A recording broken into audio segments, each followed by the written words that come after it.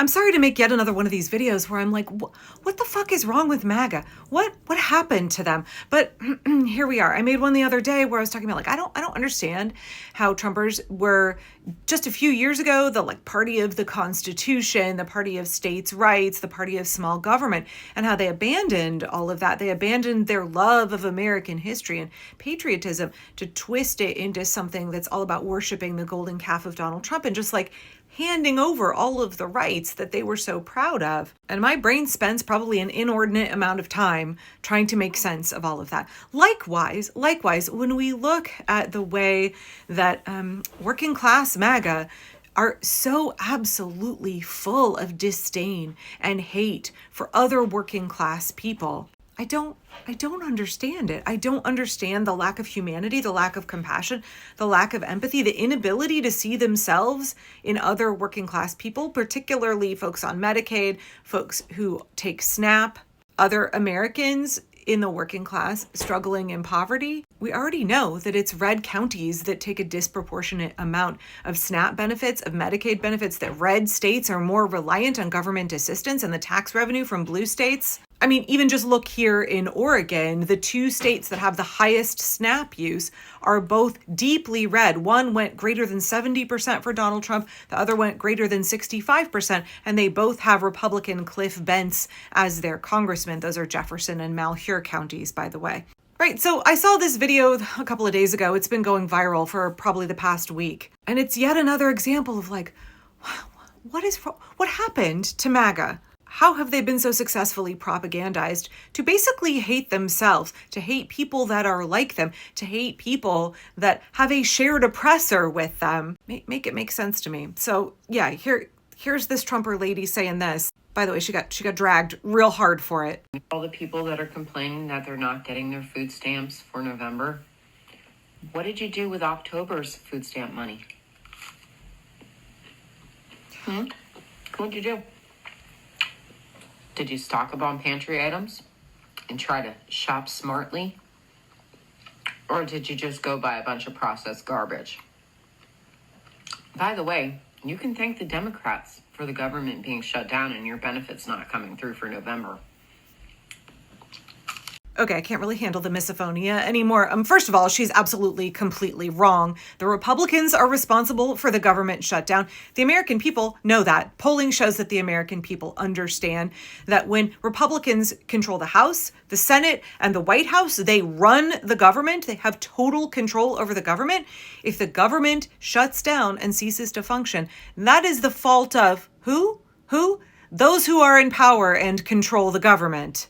And let's not forget the Democrats right now are holding the line for the 51,000 Americans who will die every single year in this country if Republicans are able to slam through their Medicaid and ACA cuts. Democrats are holding the line. They are all that is standing in between 51,000 Americans and death at the hands of the Republicans. So let's just be real clear about what's going on, Latosha.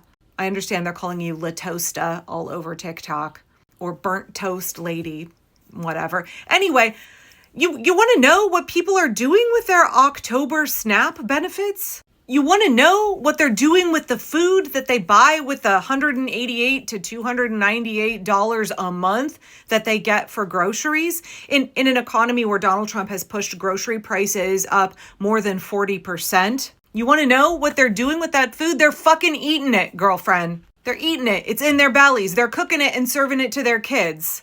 Yes, everybody on TikTok was appropriately pissed off at this lady and her ridiculousness. And we could argue about how much she's a rage baiter. It did come back to bite her in the butt. She took that video down and then posted some little sob story.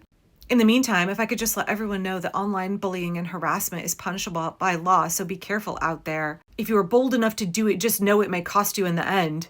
Love how she turned that into a threat. By the way, girlfriend, just criticism for your shit take on the internet, that's not bullying and harassment. Obviously, nobody should be bullying and harassing anybody, but I've not seen a single video reply to that creator, and I watched a couple dozen of them. maybe like 20 or 22 of them. None of them were harassing or bullying. They were all offering valid criticism of your terrible rage bait take. But what I really want to get to here is that this is not a unique take from MAGA. So many people on the right have such disdain for people who rely on SNAP benefits. Right, Latosta made this judgy, bitchy comment of like, are you buying staples for your pantry or are you buying junk food? And I've made videos in the past about how there is this belief, this perception that's perpetuated by the super rich that poor people shouldn't have nice things. They shouldn't enjoy things. And also that anybody who is even marginally more financially secure has a right to scrutinize and judge poor people. Because in the United States, we believe that poverty is a personal failing, even though it actually is systemic oppression. It is a systemic problem. It is a function of the wealthy exploiting those at the bottom, hoarding resources, and creating systems that set people up for failure, that trap people in generational poverty. But we love to have this false belief in the US. It's very much related to our bootstraps. Like anybody can rise the ladder. The American dream is accessible to anybody. It's this propensity in the United States to ignore the systemic factors that contribute to our oppression and to believe that poverty is a personal and moral failing and it must be because you're lazy. Just going to remind folks here that more than 20% of SNAP recipients are elderly. They are over age 65 and living in poverty. It's how we treat our elders in this country that necessitates their need to take SNAP. I also want to remind folks here in Oregon, more than 25% of SNAP recipients are children, little children who don't choose what families they are born into. And it is an absolute judgment on this nation, the wealthiest nation on earth, that we have tens of millions of children struggling with food insecurity and more than 10 million children who take SNAP. That's a failing of us as a nation. The nation that Donald Trump declares to be America first, but he has $40 billion for Argentina. We have an emergency supply meant to be used for things like SNAP that Brooke Rollins of the USDA and Donald Trump have both said they will not release those funds for SNAP. They want 42 million Americans to go hungry. They are trying to inflict hunger, starvation on 10 million children in this country because they think it will benefit them politically. They think that hungry people will riot. They think that hungry people will be made to heal, be made to obey. They want you to suffer. But before I get off on that tangent too much, I want to get back to this whole idea of like, why is it that other working class people, conservative working class people, have no empathy for folks who are in very similar circumstances to theirs? In fact, Latosta, she admitted that she's been on food stamps. The food stamps, right? You're getting mad at people that are on the side like I am that say, no, you shouldn't be buying junk food and sugary soda with your food stamps. I've been on food stamps before because I had to. I was in a place where I needed them. I didn't live off of them though. Actually, watching that video, I think I'm coming to some conclusions about why it is that working class people on the right hate people who take food stamps, even though they themselves are likely to be on food stamps. But first, Latosta, I just want to remind you that the average duration that a family spends benefiting from the SNAP program is 12 months.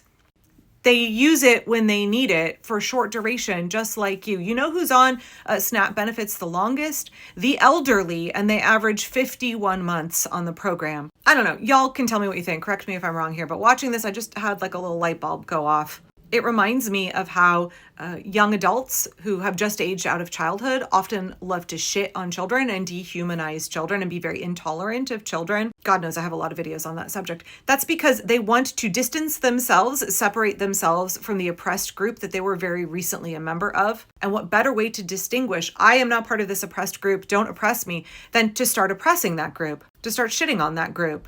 Poor Republicans on food stamps, taking Medicaid, or who have in the past, they don't want to be associated with poverty. They think that they're special. She was like, oh, I'm only on it for a short period of time. So are most people who take food stamps, right? For somebody who was previously on food stamps and now does not need them in order to feed themselves and their family, they want to create this distance. They want to be like, I'm not part of that oppressed group. Rather than lean into their humanity, rather than lean into compassion to be like, I've been in your shoes. I know how hard it is.